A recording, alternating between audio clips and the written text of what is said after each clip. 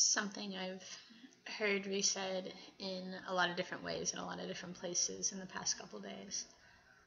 That there, and basically there's a way to actively participate in the role that you're playing or the movie that you're playing in, or passively do it. And one term that I'm going to start bringing back into my vocabulary is conductor. I was speaking to a dear one yesterday, and he told me that what makes something more and more of a conductor is based on how flowy and fluidly things can move through it, or like how flowy the conductor can be, how spacious. That was another one.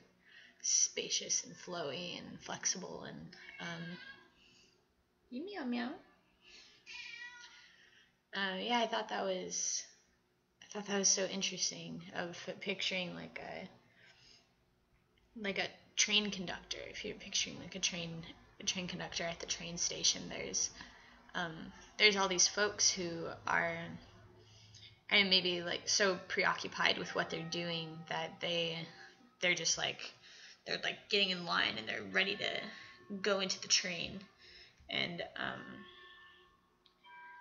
they're just like waiting to be accepted, because it's like, well, I've already bought my ticket, so we all have assigned seats, so I'm like really concerned to get on first. I don't know.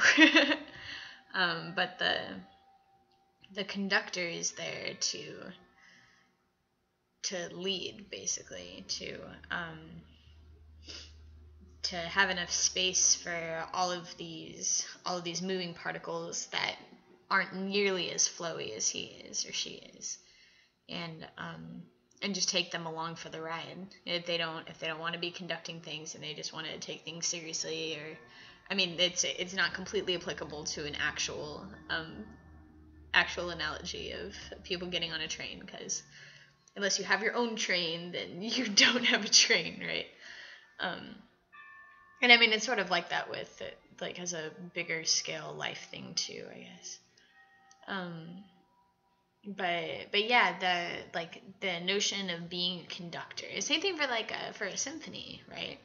It's like there's all these things happening, and there's all these little parts only paying attention to what they're doing, and the conductor is looking at the full picture and being there to facilitate. And sometimes maybe the conductor, I think, is always needed fairly often during a symphony or orchestra performance. But it's like the one that gets everything else to stay on task, or provides the opportunity for everything else to stay on task. Yeah, the conductor. Ba-na-na-na-na.